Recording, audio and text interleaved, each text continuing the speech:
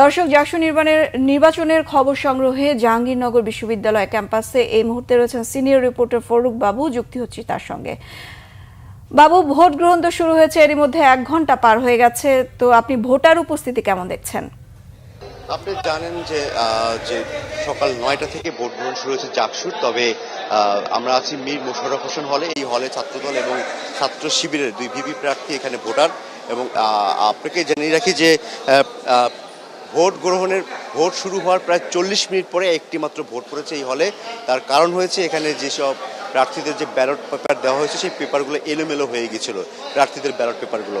তো পরবর্তীতে ভিপি প্রার্থী এবং জাকসু এবং হচ্ছে যে হল প্রার্থীদের ব্যালট পেপারগুলো আসলে সবগুলো ঠিক করার পরে সেই 40 মিনিট সময় পরে এখান থেকে নির্বাচন কমিশনের তরফ থেকে আসলে ভোটের ব্যবস্থা গ্রহণ করা হয়েছে। এবং 40 মিনিট পরে এই হলে একটি মাত্র ভোট পড়েছে। এবং কিছুক্ষণ আগে আসলে ছাত্রদলের যে ভিপি প্রার্থী ছিলেন তিনি ভোট দিয়েছেন এবং তিনি এবং বেশ কিছু যারা ভোটার রয়েছেন তারা আমাদেরকে জানিয়েছেন যে আসলে এখানে যে জটিলতা সৃষ্টি হয়েছে তার জন্য আসলে দীর্ঘ এত বছর পরে যে শিক্ষক থেকে শুরু করে যারা ভোট গ্রহণ করছে এবং যারা প্রার্থী এবং যারা হচ্ছে ভোটার তাদের কারোরই কোনো অভিজ্ঞতা নেই। সেই অভিজ্ঞতা না থাকার কারণে আসলে এই জটিলতাকে তারা এভাবেই দেখছেন। এবং সেই সাথে আসলে এই কেন্দ্রে এখন 464 জনের মতন ভোটার। এবং আমরা যেটা দেখতে পেয়েছি সকাল 9টা থেকে আসলে 9টার আগে কোনো ধরনের ভোটার এই কেন্দ্রে উপস্থিত ছিল না।